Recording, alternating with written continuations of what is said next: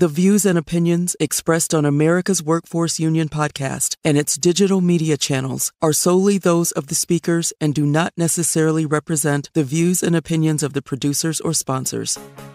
Welcome to the America's Workforce Radio Podcast, the flagship production of the American Workers Radio and Podcast Network, where organized labor and its never-ending fight to protect the rights of the American worker come first. Now, presented by LIUNA, Laborers International Union of North America. Here's your host, Ed Flash Ferens. Well, they did it. Workers at the Chattanooga, Tennessee Volkswagen plant overwhelmingly vote for the United Auto Workers. Next up, the Mercedes plant in Alabama. And today on the show, what Progyny is all about and the Marine Engineers Beneficial Association. Welcome to the Monday, April 22nd edition of America's Workforce, where we're available on at least 5 platforms. That includes Apple Podcasts, Google Podcasts, iHeartRadio, Spotify, and Pandora. We have a total of 3 guests on the show today. In our first couple of segments, we're going to be joined by 2 individuals to focus on National Infertility Awareness Week, which was a movement founded back in 1989 for the reason to influence lawmakers and companies to enforce policies that create barriers for people who need help building their family. There's a lot of people that are in that category, and we have 2 very distinguished guests joining us today from an organization called Progyny. Now, Progyny is a comprehensive benefits solution supporting members through their suite of preconception, fertility, and family building, maternity, postpartum, and menopause products. Joining us today will be Dr. Janet Choi, who is a double board certified reproductive endocrinologist and OBGYN. Dr. Choi serves as the chief medical advisor for Progyny, where she brings her expertise to ensure that the company provides the highest quality fertility and family building services to their members. She has written, published, and lectured extensively on infertility and fertility preservation. She's also a very active member in the American Society for Reproductive Medicine. Joining Dr. Choi will be Stacey Hofert. Now, Stacey serves as the Group Vice President of Labor and Trust for Progyny, and in that role, she collaborates with plan sponsors to integrate family-building benefits and a full continuum of women's reproductive health services. Stacey has over 2 decades of experience working with labor and trust organizations. And her journey, well, she's got a union background. She started out as a steel worker at Granite City Steel in Illinois, where she says she ignited her passion for supporting labor throughout her career. So we're going to zero in on infertility, fertility coverage, especially fertility coverage support is on the rise with labor unions. We're going to get into that. And there's gaps. I mean, nothing's perfect. But that's what we're going to get into with Dr. Janet Choi and Stacey Hofert. Our second guest on the show today is Roland Rexha, better known as Rex. Now, he is with an organization called the Marine Engineers Beneficial Association, or MEBA for short, which, by the way, is the nation's oldest and finest maritime labor union, going back to 1875. MEBA represents a very large and diverse mix of engineers, deck officers, all experienced and skilled in all aspects of the maritime workforce. And Rex, again, as he's known, is the union secretary-treasurer. He's born and raised in New York City, first-generation American, also a graduate of the U.S. Merchant Marine Academy. He joined MEBA back in 2005. And what we're going to talk about is what happened almost a month ago in Baltimore on the Francis Scott Key Bridge, which resulted in the death of a number of people who are working on that bridge overnight to fix the potholes. So we're going to get the MEBA, the Maritime Union, to comment on what happened with the bridge, what it's going to take to rebuild the bridge, and obviously the importance to travel in that area, which is huge, really huge. So Roland Rexha will be our second guest right here on America's Workforce. Now, a brief look into the world of labor. The segment brought to you by the good folks at Boyd Watterson Asset Management. You can find more at boydwatterson.com. Well, on Friday night, the UAW scored its first victory with Volkswagen workers in Chattanooga, Tennessee, voting to join the UAW. This marks the first time that Southern auto workers outside of the Detroit Big Three have won an organizing drive, and according to the union, the vote was 73% in favor, 27% against. Kelsey Smith is a worker in the paint department of Volkswagen. He said, "This election is big. People in high places told us good things can't happen here in Chattanooga." Well, they told us this is not the time to stand up. This isn't the place. But we did stand up, and we won. This is the time. This is the place. Southern workers already standing up, winning a better life, said Kelsey. President Biden, who walked a Michigan picket line last fall in support of that strike against the Big Three, sent out his congratulations Friday night for the historic vote. This is what Biden said. "I was proud to stand alongside auto workers in their successful fight for record contracts, and I'm proud to stand with auto workers now as they successfully organize at Volkswagen." Across the country, union members have logged major wins and large raises, including auto workers, actors, port workers, teamsters, writers, warehouse and healthcare workers, and more. Together, these union wins have helped raise wages and demonstrate once again that the middle class built America and that unions are still building and expanding the middle class for all workers. Now, keep in mind, we talked about this last week, 6 Republican governors, Bill Lee of Tennessee, Kay Ivey of Alabama, Brian Kemp of Georgia, Tate Reeves of Mississippi, Henry McMaster of South Carolina, and Greg Abbott of Texas all wrote a letter opposing the union drive. The letter said, "The reality is companies have choices when it comes to where to invest and bring jobs and opportunity. We have worked tirelessly on behalf of our constituents to bring good-paying jobs to our states. Unionization would certainly put our state's jobs in jeopardy." Now, Biden, he came back after he heard that. He blasted the governors for attempting to influence workers' votes by falsely claiming that a successful vote would jeopardize jobs in their states.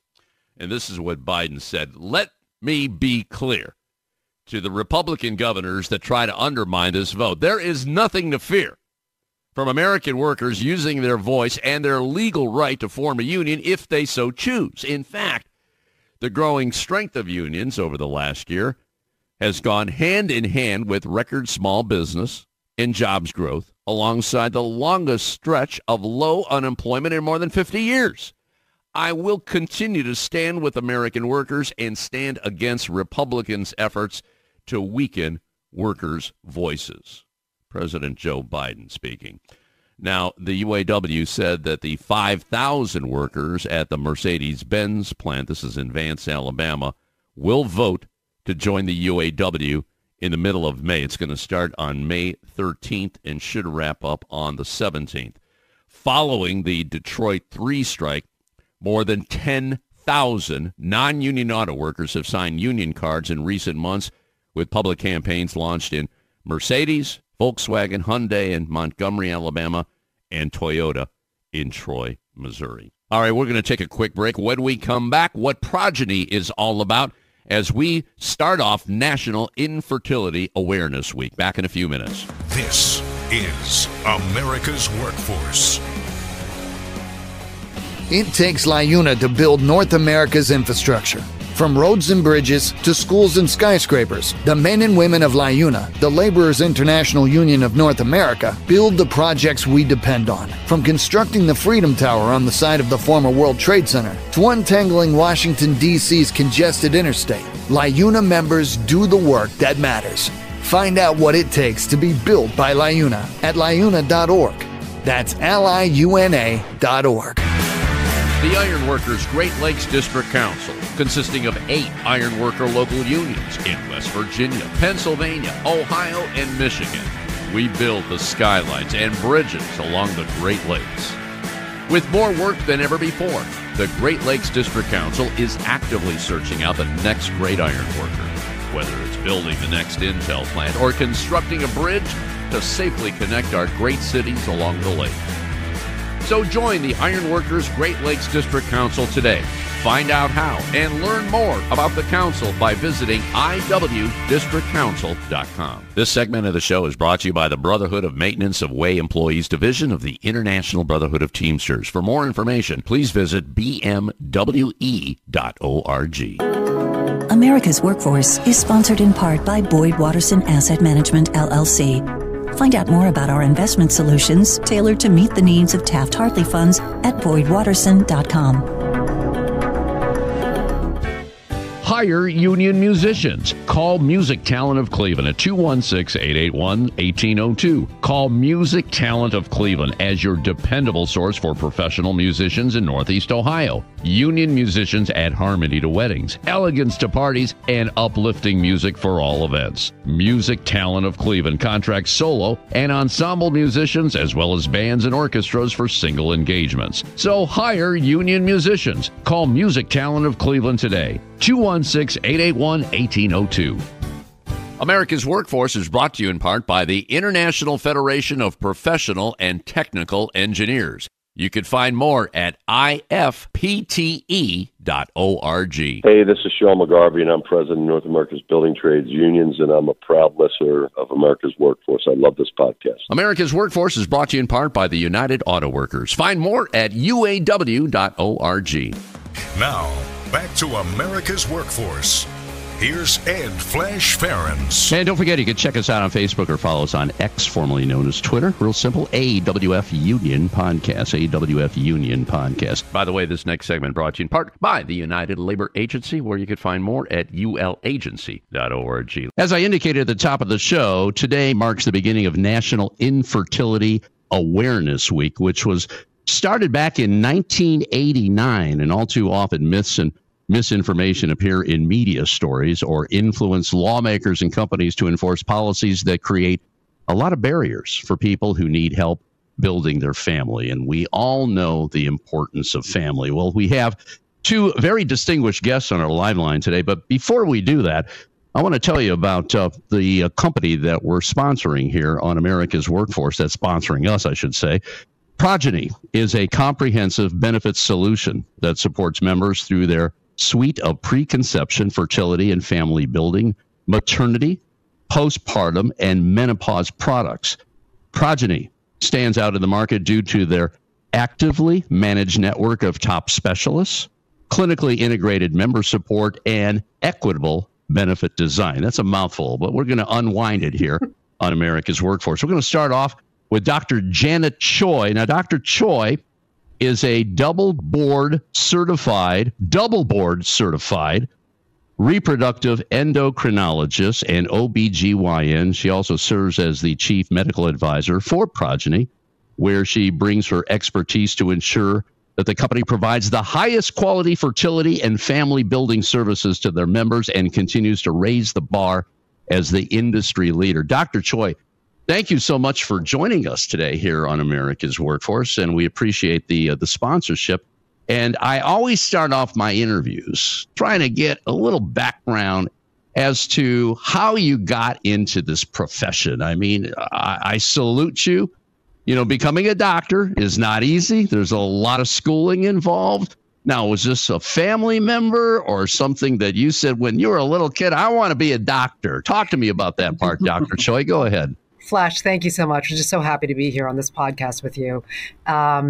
It's a combination of both. I am the child of two immigrants from Korea, and both of them were physicians. They're now retired. And so I had great modeling there, talks around the dinner table about how they were helping this person and that. And they're actually childhood photos of like back when I'm 3 or 4 years old with a stethoscope applied to my doll. So I think that I had that in my DNA from a very early point in my life.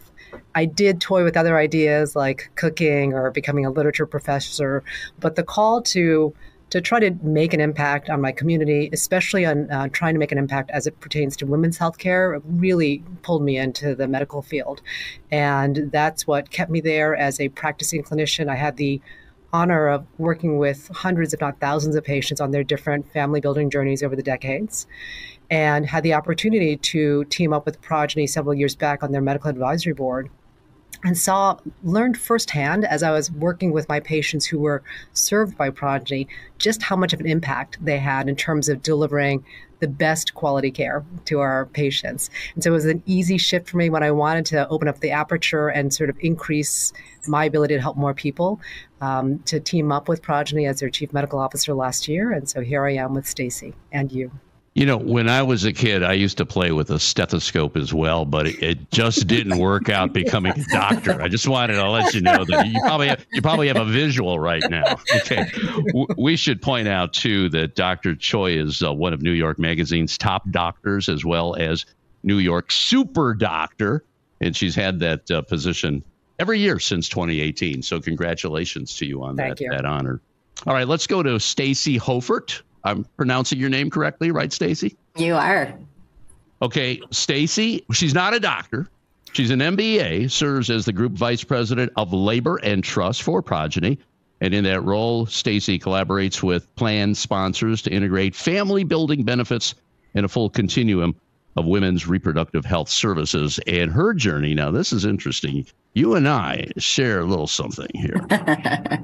We come from steel. You are a woman of steel, and I see you worked as a steel worker in Granite City Steel. Talk to me about that part and how you found your way to Progyny. That's got to be an interesting story. Well, my first day on the job was in the hot strip where I was jackhammering out these big wells, and I was looking at all these bricks, and I was wondering where the heck they were going, and they said, honey, that's your job for next week. So sure enough, the next week I was shoveling bricks down in the basement of that hot strip. But, I think just being part of, that labor community, it ignited my passion to continue my career, to work with labor unions. I really enjoy working with Taft-Hartley plans and coming up with good solutions to make their plans better.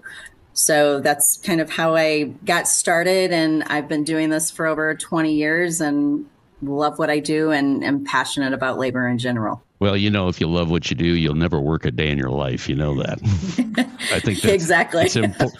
I've been doing it for 50 some years, believe me. All right, let's get into the meat of the matter here. I want to talk about fertility coverage support, and I see that's on the rise with labor here. 85% of large organizations are looking to expand their fertility benefits this year. My question is, why now? And I understand, Stacey, you want to pick up on this? Sure. So as we kick off National Infertility Awareness Week, this couldn't be a better question to start with. There's been a lot of momentum that has grown. The American Medical Association, as well as the World Health Organization, has recognized infertility as a disease. There's actually 21 states that have passed fertility insurance coverage laws. Now, I understand that Taft-Hartley plans aren't required to follow those state mandates, but they recognize that they need this benefit to stay competitive in the marketplace. I see. Dr. Choi, I see 1 in 6 struggle with infertility, and many more might require family building assistance. Can you elaborate on that? Yeah, absolutely, Flash. And in fact, unfortunately, the prevalence of infertility, which is a medical condition, the inability to conceive without medical assistance, is on the rise. A few years back, it was 1 in 8, according to the World Health Organization. And now, most recently, last year, they announced it affects 1 in 6 individuals worldwide. So I think one of the myths that we need to dispel right here and now is infertility doesn't just affect women. It affects men. When I look at the couples I've helped on their family building journeys, at least 30% of them were impacted by male factor issues as well as female issues. So it affects everybody. And that's the reason why I think it's so important that we're mindful of providing the right personalized support to account for each person's medical needs along this journey in terms of family building. Now, Stacey, from a labor point of view, many labor organizations are looking to recruit and retain younger members as well as women. Yeah, especially in the building trades. They, we're seeing more and more of a push to recruit and retain women. And we've had a current labor client actually that expressed that his younger members actually expect this benefit as opposed to it being a nice to have benefit. Now, I know you have some numbers on this as far as preferences changing. Stacey, what can you add to that? Sure. So studies have shown that 68% of adults would actually switch jobs for better fertility benefits. And 80% of people want to work for an organization that prioritizes diversity, equity, and inclusion. Plus, 56% of people say their benefits are a big reason they stay with an organization. And we know that's true, especially with unions, because they do have great benefits that they can offer their members. Yeah, that makes sense. If the benefits are good, why change?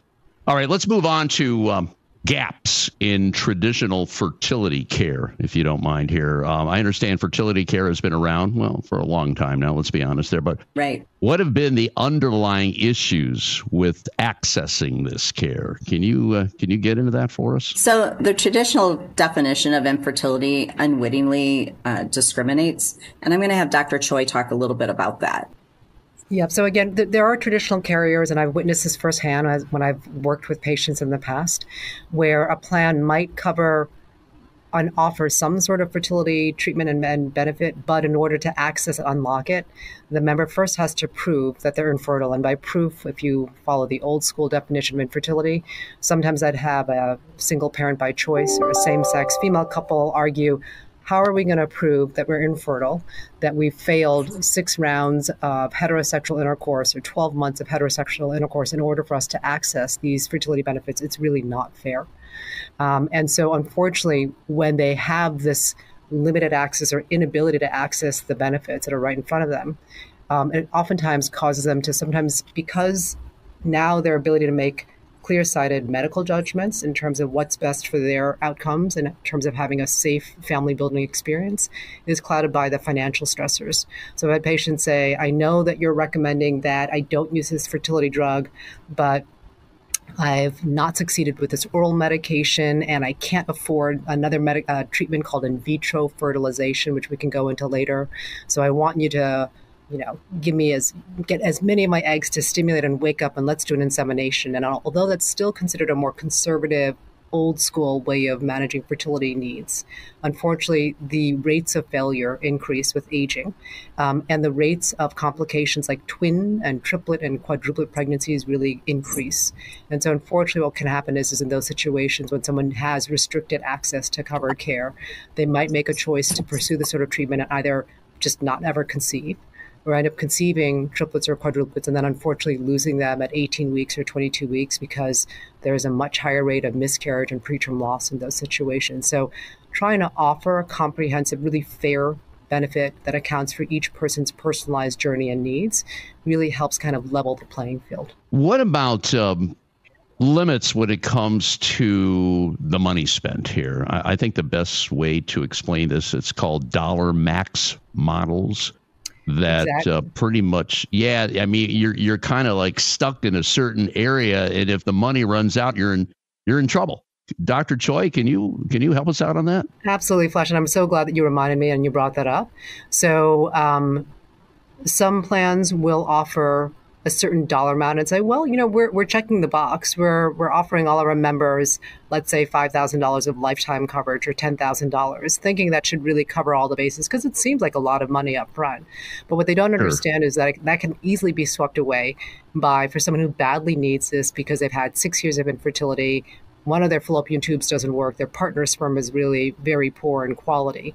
And so they end up pursuing in vitro fertilization, where you can actually mix eggs and sperm in a petri dish outside of the body in a lab and then put an embryo back into the body. But unfortunately, with that dollar cap, they might run out of coverage 3/4 of the way through a cycle. And in that case, the patient, the intended parent, is scrambling because they're like, I don't have any more coverage and I have very limited funds in my bank account.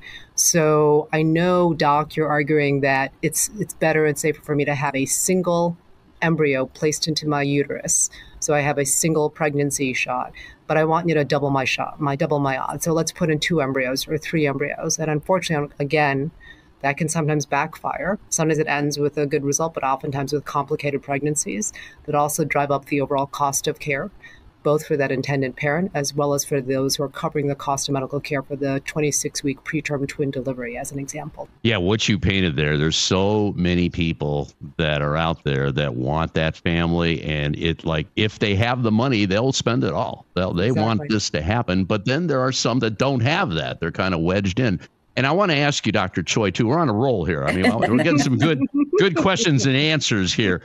The number of specialists, fertility specialists, and there's a lot of politics involved in the country right now. They're dealing with this, and they're probably even hesitant to even go into this field. And then the ones that are in the field are being very, very cautious. Can you speak to that for our listeners? Yeah, thank you for that very loaded but really important question, especially in this day and age. And so, in order to what makes me very proud to represent Progyny is we have a curated network of credentialed reproductive endocrinologists and reproductive urologists. So specialists who are board certified either in reproductive endocrine, taking care of female needs, reproductive urology for male needs, and offering the best, highest quality level of care. So hopefully it'll get that person, that patient, to the endpoint of having a baby in the safest, most efficient way possible. The issue is that if you don't have access to that kind of curated network, you don't know from whom you're getting the care. And that person may have good intentions, but if they don't have the proper training and background, I question the quality of care that they may end up getting. And sometimes then that's when complications are more likely to arise. The other issue is that particularly in this day and age, when we look about laws that are sometimes limiting access to really necessary, important medical care, how that can also restrict access to care. So again, highlighting the need for having a nationwide network of providers so that if a member is constrained based on where they lived and where they live in terms of getting access to the right and safe medical care, if they have access to a nationwide network of providers and have potentially travel benefits embedded in their comprehensive coverage, they're able to continue their family building journey in the safest way possible. Ladies, I got to take a quick break here. This is really special. Thank you both for joining us here on America's Workforce. We are speaking with two members of Progyny, which is a comprehensive benefits solution supporting members through their suite of preconception, fertility, family building, maternity, postpartum, and menopause products. And Dr. Janet Choi is joining us, along with Stacey Hofert. Stacey, not ignoring you. We're going to come back. We're going to talk more right after this. You're listening to America's Workforce with Ed Flash Ferens. It takes LiUNA to power North America with affordable energy. The men and women of LiUNA, the Laborers International Union of North America, have the skills needed to build and maintain oil, natural gas, nuclear, solar, and wind projects that are shaping America's energy future. From new energy tech to retrofitted facilities, LiUNA members do it all. Find out what it takes to be powered by LiUNA at liuna.org. That's LiUNA.org. Attention members of the Heat and Frost Insulators Union who are interested in traveling. Central Ohio has more construction projects on the books than anywhere in the U.S. Mega projects, large and medium-sized jobs are creating more work than our local 50 brothers and sisters can handle. Projects like Intel, the Honda LG battery plant, and multiple data centers for Facebook, Google, and Amazon offer union wages, overtime, and exciting incentives. Local 50 is seeking union travelers to meet the needs of its signatory contractors who can put you to work immediately. If you're a member in good standing and interested in the work opportunities in Central Ohio, visit insulators50.com/AWF travel for more information. America's Workforce is brought to you in part by the United Steelworkers. You can find more at usw.org. America's Workforce Radio is sponsored in part by the International Union of Painters and Allied Trades, District Council 6, representing painters, glazers, drywall finishers, and sign and display industry workers. They remind you that belonging to a union is your right as an American. America's Workforce is brought to you in part by the Communication Workers of America. You can find more at cwa-union.org. Union members need to be heard. Reliable and convenient union voting has never been more important than it is now. Make voting easy for your membership by working with survey and ballot systems. SBS offers encrypted and monitored solutions that ensure your elections are accurate and accessible for every member through mail-in, online, and in-person voting. Visit surveyandballotsystems.com and take the next step in getting secure and auditable elections.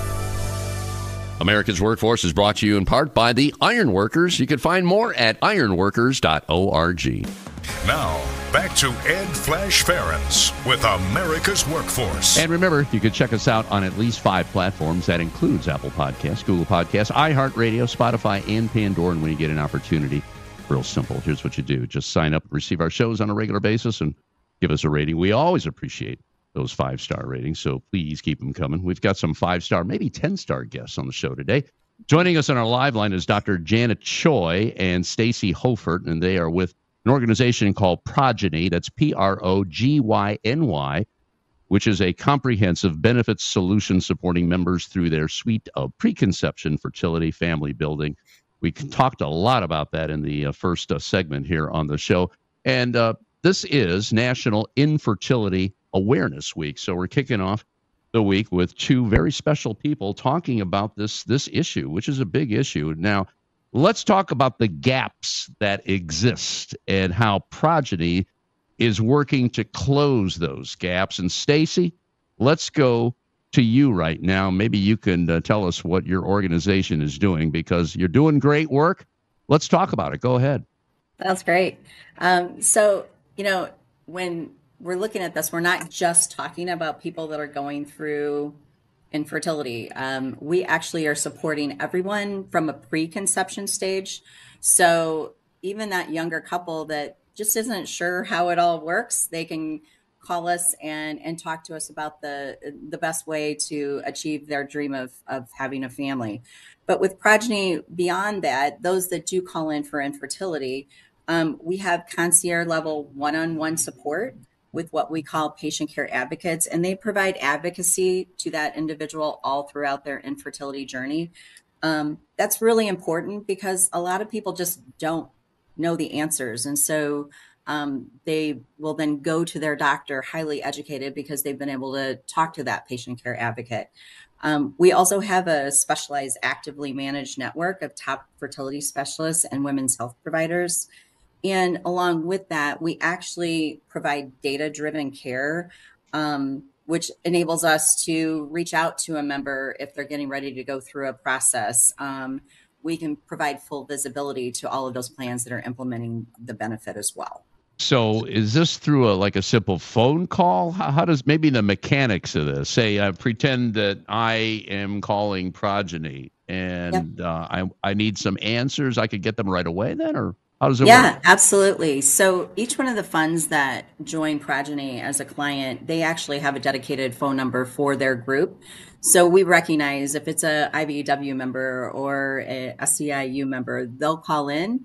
We'll talk to them about their specific plan design, what is covered, and then we'll help educate them on, we'll learn everything there is to know about their infertility journey thus far, and then we'll help guide them to the right doctors. We'll help educate them on the process and all of that. Oh, that's great. So it's tailor-made for the individual union. And we average about 22 interactions per individual, and it's an inbound outbound model. We're not trying to get someone off the phone right away. We're really spending the time to learn everything there is about that individual. Good. Well, as I said, I did check out your website. Very, very classy website. There's a lot of information posted right there.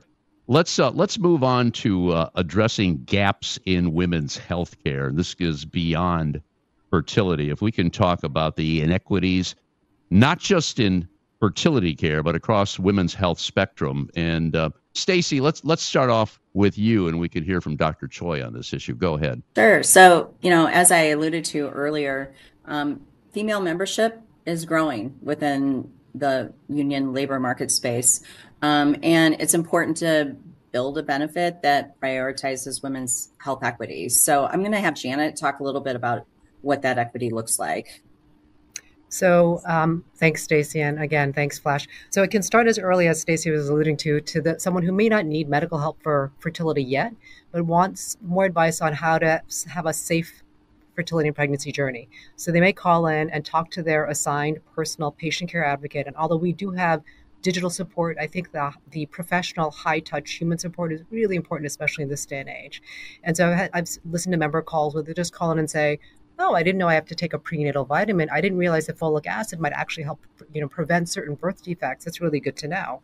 And they go on to conceive without assistance. And then they might come back to us years later for menopause support. I think a lot of people are under the misconception that menopause affects people who are retired, women in their 60s and 70s. But unfortunately, what happens is those symptoms actually start to kick in for many women in their late 30s and early 40s and can last for over a decade. Hot flushes, cognitive impairment, sleep disturbances, increased risk for heart disease and diabetes. And so getting ahead of the game, first connecting with your patient care advocate, learning about the impact on your health, and also getting reassurance, because sometimes it's hard for a member to connect with their primary care doctor because they're so busy. I know, even though I'm a doctor myself, it can take me 3 to 6 months to connect with my gynecologist. So being able to connect with someone real time, get reassurance, review their symptoms, learn about sort of the aspects of care that are available through their benefits, connecting with a specialized menopause provider within a matter of a week, usually max 10 days, via virtual health in a very timely fashion, so they don't have to take off a full day of work. They can log in at 10 a.m. for their 10 a.m. appointment, and their nurse practitioner or physician menopause specialist is there and ready to go over their history and offer them a solution for their issues, is really key in really supporting women in our workforce. I don't know if you were aware of this study. I thought it was pretty remarkable. There was a study that came out last spring that estimated that unmet menopause needs, whether it's hot flushes, sleep impairment, weight gain, other concerns, and women having to figure out their own healthcare path, was costing funds over $2 billion plus a year in lost work days, in lost productivity, in doctor shopping and doctor hopping. So being able to provide that specialty care immediately is so crucial for everybody. Did you say $2 billion? $2 billion plus, that? and that's a low end estimation. Wow. Yeah. May, and Dr. Choi, this is for you. May is Mental Health Awareness Month, and we're doing a lot here on the show to highlight the what's going on in society today. And I think the pandemic, this, has just made mental health a number one issue in America. What is it, like 1 out of 5 people dealing with some form of a mental health issue? How does that affect infertility? There's got to be a connection there as well, isn't there? I'm so glad that you brought that up, because a lot of people push that to the wayside or sweep it under the rug just because they're so focused on just, how do I get pregnant? How do I have a baby? But unfortunately, the mental health aspect of infertility, and also for those who are suffering miscarriage after miscarriage, is on par with someone who actually is suffering from cancer.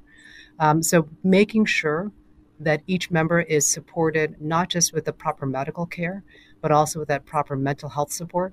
And it starts off, again, I think, and I think this is the reason why Progyny is such a success. I can't tell you how many times I would check in with a patient of mine and say, I'm so used to all the other patients calling me after hours every single day. How come you haven't checked in with me? I'm here for you. And they'll say, well, I have this patient care advocate. And I had questions, but I spoke to her and she kind of reassured me that my worries or concerns were legit, but par for the course. And so I was comfortable with that response and interchange. So I didn't need further support from you at this point. So having that validating professional concierge support for every single member is, again, incredibly important. And having that PC being able to sort of help the member figure out when they need higher levels of mental health support, connecting with their psychiatrist or psychologist if they need further support, as opposed to ignoring their symptoms. One word I want to bring out in this discussion is comprehensive. And I think it's important to point out there's a lot of different parts to this puzzle that we're talking about with fertility, infertility, raising a family. And I think that's where Progyny comes in.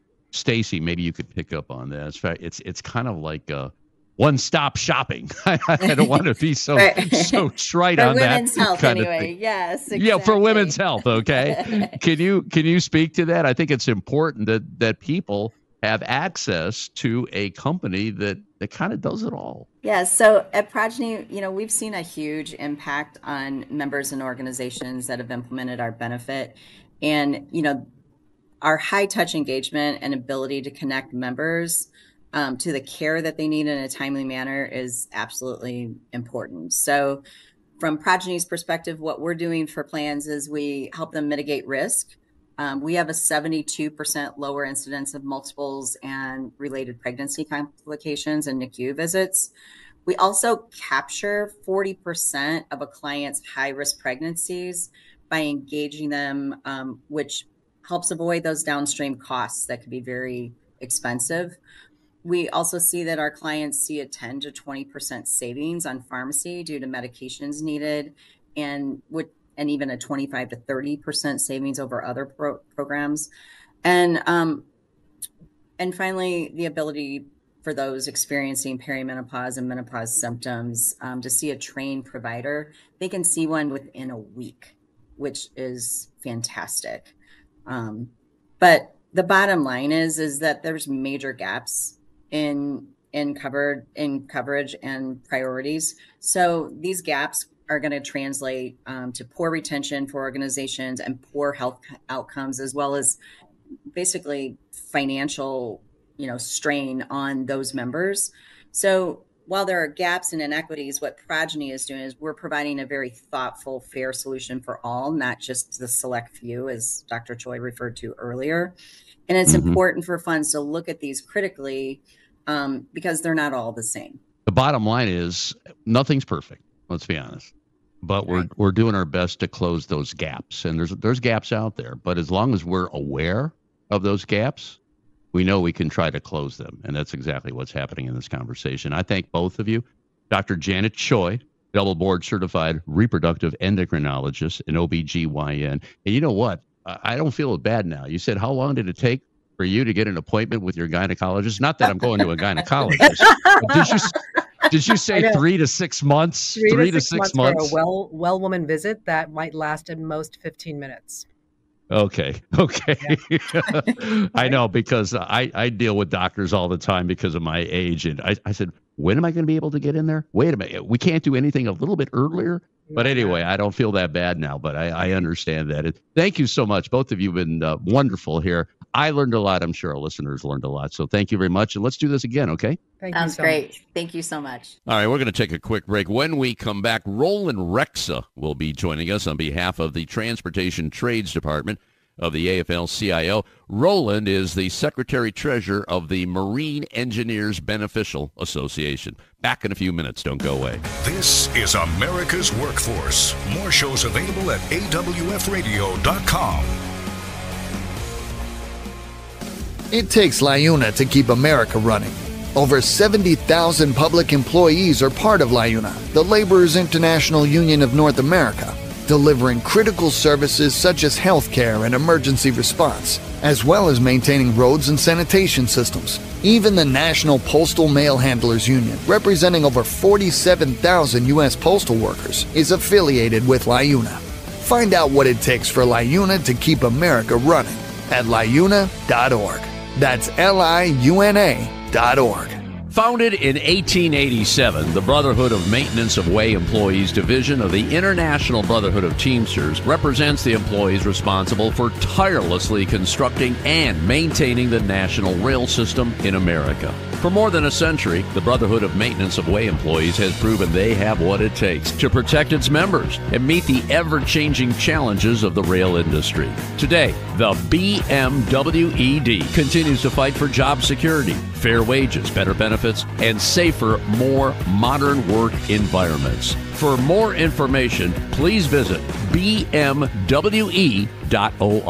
This portion of the show brought to you by the International Union of Bricklayers and Allied Craft Workers. For more information, please visit bacweb.org.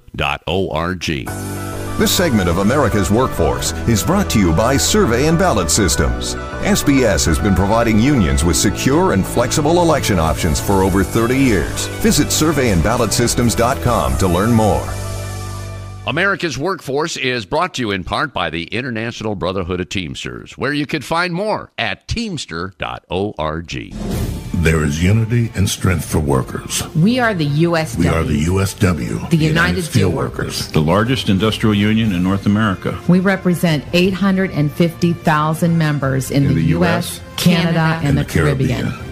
We work in metals, rubber, chemicals, paper, oil refining, atomic energy, and the service sector. We are steelworkers, standing strong and fighting for what's right. America's Workforce is brought to you in part by the Heat and Frost Insulators Labor Management Cooperative Trust. Find out more at insulators.org/LMCT. America's Workforce is presented by the Laborers International Union of North America. Feel the power right now at liuna.org. Now, back to America's Workforce. Here's Ed Flash Ferens. And remember, you can check us out on Facebook or follow us on X, formerly known as Twitter. That would be AWF Union Podcast. Let's go to line number 2. And welcome to the show, Roland Rexha, better known as Rex, and he's speaking on behalf of the Marine Engineers Beneficial Association. And this is the segment we do each and every month on behalf of the Transportation Trades Department of the AFL-CIO. For complete updates, TTD.org. And this is a collection of over 3 dozen unions that deal with transportation, whether it's on land, on the sea, rail, or on the air. Doesn't really matter. Roland, welcome to America's Workforce. Now, I understand you prefer to be called Rex because your last name is Rexha. Is that true? Yeah. So I served I went to the United States Merchant Marine Academy. So it's a military school, military college, one of the federal service academies. And when everyone sees your last name, they just start calling you by it, and it just shortened and instead of saying Rex. So it stuck with me my whole life. There you go. And you're the union secretary treasurer. What made you go in this direction? I mean, this is an interesting journey being part of this organization. I guess this organization has quite a history too, doesn't it? Yeah. Yes. So we're the oldest maritime union in the country, going back to 1875. It started in the Great Lakes with during when they had these coal-fired steamships. They had boiler explosions, and some engineers got together and said, "Hey, we got to fight safety standards, fight for higher wages." And it's actually, going back to it, it's now the oldest standalone union in the country. I see the website is MEBAunion.org. I'm pronouncing that correctly. It's MEBA, correct? Yes. Okay, MEBAunion.org. I know you're here today to talk about what happened in Baltimore with the collapse of that bridge, and I'm replaying in my mind all the time when I saw that carrier come through there and hit it, and all of a sudden it was like just falling apart. The whole thing just falling apart, and obviously that has had quite an effect on shipments and deliveries going out and coming in. What is the Marine Engineers Beneficial Association? What's the role of MEBA in all of this right now, Rex? Well, we're the largest American flag. We represent officers on the American flag, so American ships. Now, here's the thing: the ship that hit that bridge is a foreign flag ship, and I think where we see there should be some changes, and where we see that there's potential problems of what happened here. And we'll see what happens when the NTSB does their full report. But we believe that there was some issues when it came down to how the workers on these ships, which are foreign workers, how they're treated, how they're what resources they're given, and it could have led to some of the issues and potentially led to disaster. Were you surprised that it came down like it did when you saw that video? It's pretty crazy. You see something like that, and you. I see my kids playing with toys all the time, and you see a bridge like that or something go down, and you're like, okay. But you see it on such a massive scale, you worry. You worry about our infrastructure. Is this something that could happen in other places? And what safety procedures are put in place to protect other places? Like, God forbid something like this happens again. I'm just wondering, what's the status of those on the ship right now? Because I know a big chunk of the bridge fell on top of it, and they were like stationary. I don't know where we are right now, but maybe you can explain that to our listeners. What's the status of that? So they're required to stay on the ship. They're not American citizens. They don't have passports. They don't have visas. So they're living on this ship that has essentially a bridge on top of it. There's 22 mariners on there. They're being, there's people providing aid to them and giving them resources, but they're stuck on the ship until either the ship can move or they find some other way to remove them. So in your estimation, how long will that take? I mean, how long are they going to be on that ship? I think my gut tells me it'll be at least another month or so. I think once they remove the bridge off and they're able to float the vessel out, I think then they'll be able to get them out of there. Oh, that's amazing. So this is a foreign flag vessel, which there are many. And I'm just wondering now, where does MEBA fall into this? You kind of touched on it. Maybe you can elaborate a little bit more. And MEBA, again, is the Marine Engineers Beneficial Association. Can you explain what's going on? And I know there's so many different offshoots to this. I know we're fighting to make sure the ships are built here in the United States. China right now is building most of the ships around in the world today. But where does MEBA fit in on these foreign flag vessels today, Rex? Well, 98% of the world's cargo is moved on foreign ships. It's only 2% of the world's international cargo is moved on American ships. 2%. MEBA represents the officers on that 2%. A lot of those 2%. We go back. I mean, I think the thing people don't realize is how important the merchant marine is to this country. When you look at issues during COVID, not having vessels, these foreign companies were able to raise the rates, and essentially it comes on the consumer. When you're sitting at home ordering goods on Amazon, and then you see the price of goods start going up and keep rising, it's because they're putting those transportation costs on you, the consumer. And that's why it's important to have a merchant marine, a domestic merchant marine, our own national merchant marine. And the fact is we're in competition with a lot of foreign companies that are they're cutting corners on safety, they're cutting corners on their crewing, and they use, there's no labor standards for these companies. So like a Flag Convenience, which is like 50% of the international, they have zero labor standards. They use mariners from all over the place. They don't pay these guys. Half the time they don't even treat them. There's no medical. There's nothing. And then some of the other foreign countries, they don't even offer. They offer similar, better conditions, but nowhere near what the American or some of the other more developed countries offer.